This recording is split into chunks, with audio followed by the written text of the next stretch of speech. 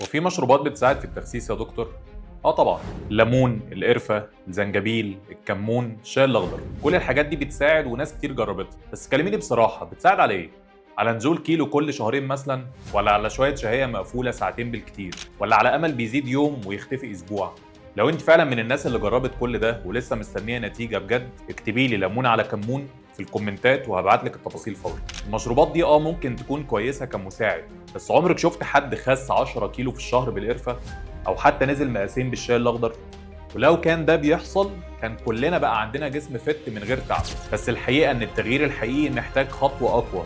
الخطوه دي اسمها حقنه البروس لي. هي دي الحقنه اللي بتقفل الشهيه وبتدي امر مباشر للجسم بالحرق، صح؟ ومن اول اسبوع بتحس بفرق، ومن اول شهر بتشوفي جسم جديد انت ما تعرفوش قبل كده. معانا مفيش دوخه، مفيش وصفات، في حل واضح وعلمي وسريع. وخلي المشروبات دي تبقى حاجه بتكملك وتساعدك، مش حاجه بتضحكي بيها على نفسك.